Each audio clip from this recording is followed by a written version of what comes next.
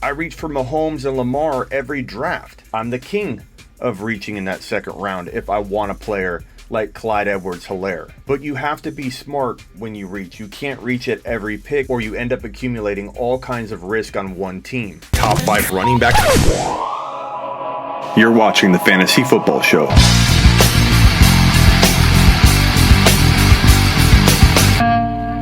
Smitty! Take a lap. Flow of draft is everything, and one thing I'll tell people in this second round specifically, especially going into the turn, grab the players you like. There is a time to reach and a time not to reach. You will hear me talk about drafting the best player available at every turn more than any analyst in the fantasy football industry. You'll also hear me pound into your brain ADP. Use ADP. What does that mean? It doesn't mean that you draft based on ADP.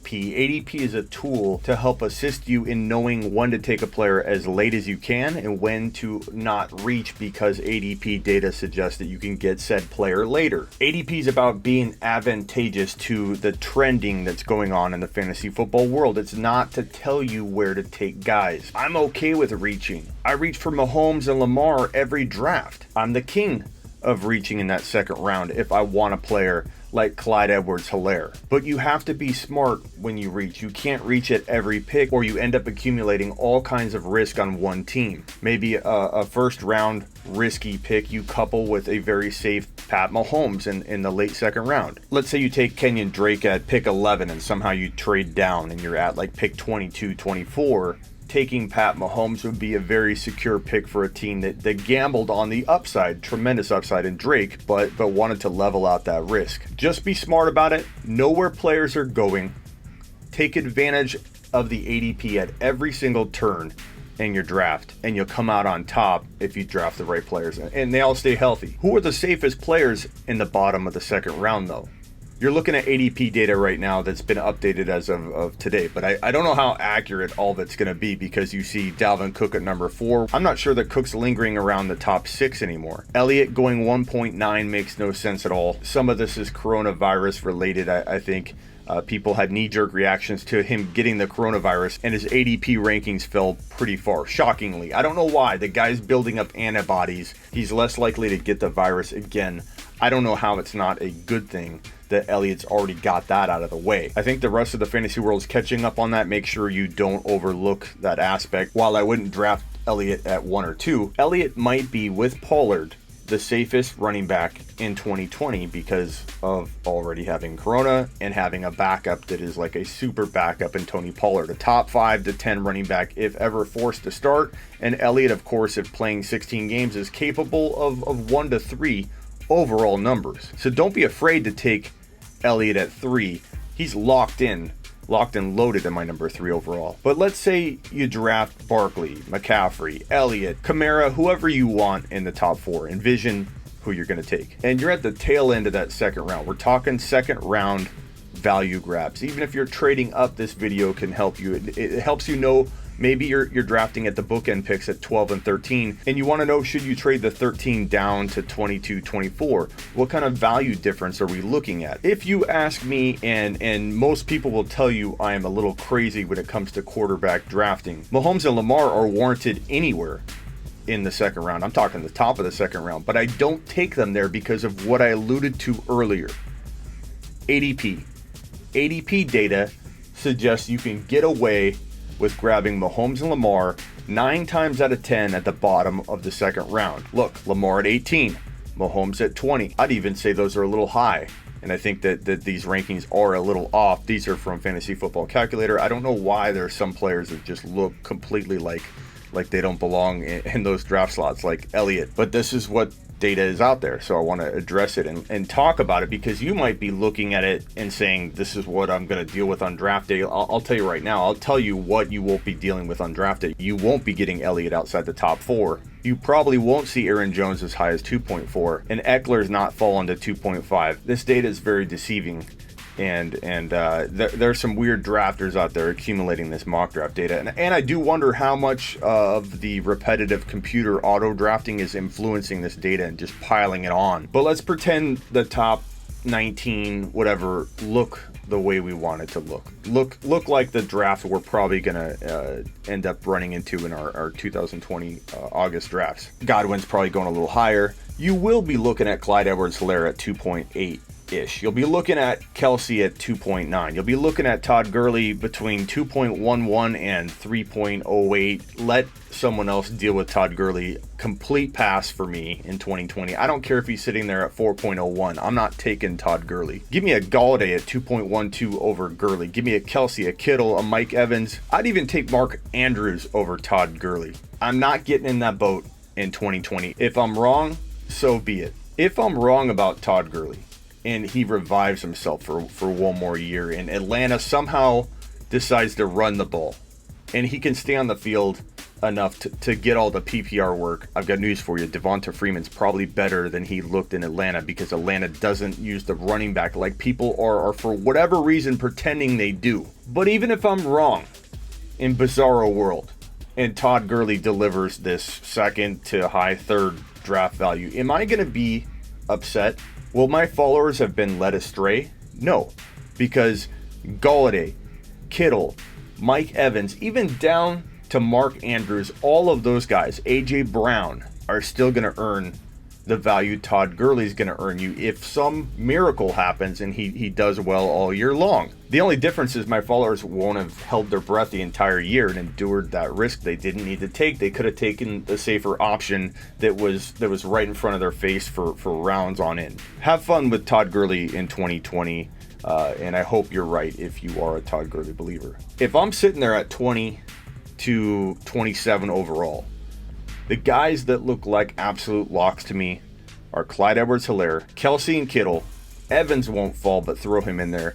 Kenny Golladay, I absolutely love at 24, 25, 27 type value. Kenny Golladay endured the worst possible QB situation a wide receiver could endure in Detroit last year, and he came out on top. There's something to be said about a wide receiver like Golladay that can endure a storm at the QB position. A QB carousel of garbage is what Golladay endured. He's getting Stafford back, and if things go bad again and Stafford gets hurt, whatever, Galladay's already proven he can weather through a bad QB situation. There are very few wide receivers that can do that. Imagine if he gets consistent QB play, he's going to be a wide receiver one. He could be a mid-tier wide receiver one. It would not shock me if Golladay was a top 7, top 6 overall wide receiver. Let me rewind that. It wouldn't shock me at all if Golladay was a top 5 wide receiver in 2020. It wouldn't shock me at all.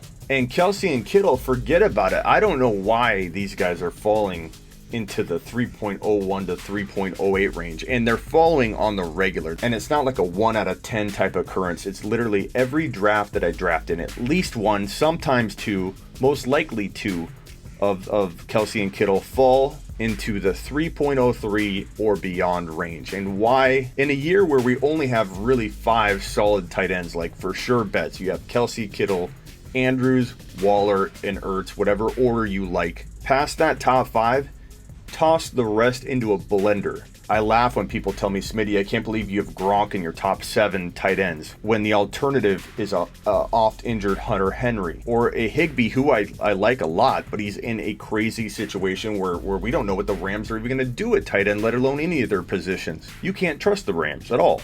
Evan Ingram, absolutely love him. Always hurt. Back to Gronk. We don't know if he'll stay healthy. Gesicki, who the hell knows if Gesicki's going to drop anything solid? Hooper changing teams could be a disaster. There literally are no sure bets after the top 5. None. And yet, Kelce and Kittle are by far those tight ends that literally are separated above the rest, and they're going later than they normally would in any other NFL season. Why? I don't know. But I do know you need to capitalize on it. I've never been much of a grab the tight end in the 2nd round type of drafter. But there's a big difference between being your 3rd drafted player and your 2nd drafted player. And Kelce and Kittle give you an advantage that I believe is going to be head-scratchingly crazy come end of season in 2020.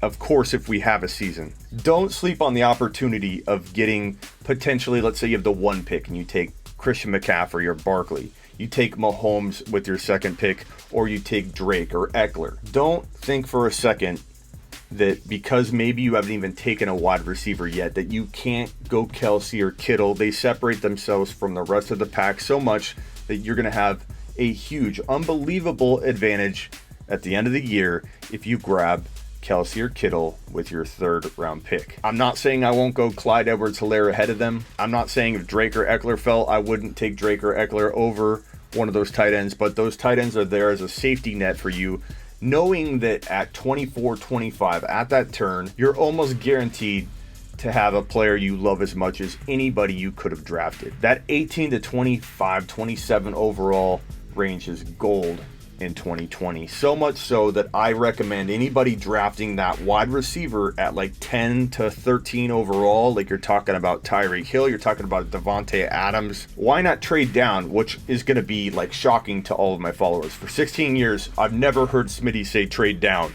I'm saying it about the 2nd round in 2020 because I like the players at the bottom of it as much as I like the players at the top of it. I'm not saying I don't like Hopkins a little more than I like Godwin. I'm not saying I don't like Chubb or Henry if they fell to 10. But Mahomes at pick 18 to 25 and some kind of major bump, not a little bump, a major bump with my 3rd or 4th round or whatever is going to make me have yet another player that I see as good as Mahomes. If I can trade my 9 down to 22 and take Mahomes, and I can trade another pick up to grab Godwin, how am I not cleaning up? How am I not crushing my 2nd and 3rd overall player? Trade a 6th rounder up to grab A.J. Brown. Make sure you're hearing me with this though. Don't just trade to trade. Get something significant or don't do it at all. In Dynasty, Clyde Edwards-Helaire is probably not falling to that 2.8, 2.9, 2.11, whatever range. In redraft, he should fall. In redraft, you should let him fall. All the rookies could have a slow-moving start to their rookie season with this coronavirus offseason, but make no mistake about it, Clyde will glide by midseason, if not by week 3 or 4. And it wouldn't shock me if he glided right out of the gate. So in recapping the 2nd to 3rd round kind of turn, Golladay, Kelce, Kittle, Pat Mahomes, Lamar, of course Eckler and Drake, Clyde Edwards-Helaire, you have yourself a grip of players that you cannot miss with unless they get hurt, of course. And coupling 2 of those with a McCaffrey or Barkley or Elliott is gold in 2020. My biggest point here would be don't feel pressured to grab a wide receiver within your first 2 or 3 picks. Be okay with going Elliott, Mahomes, Kelce. Be okay with going Barkley, Drake, and Kittle.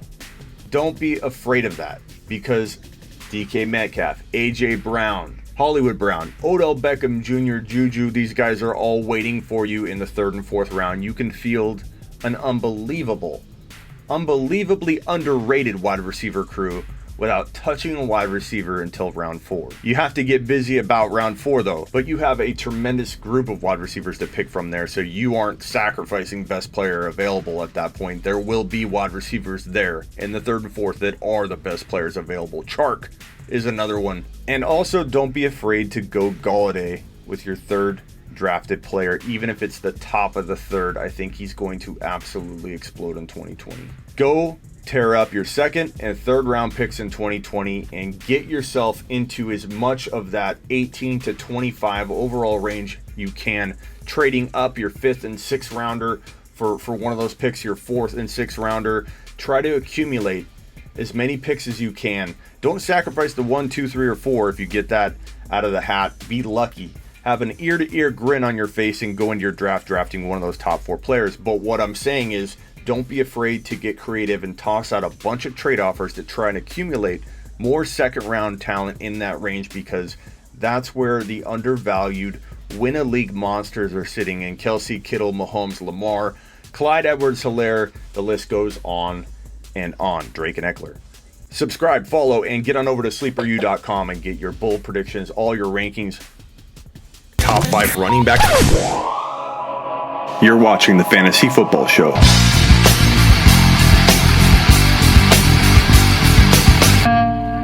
Smitty,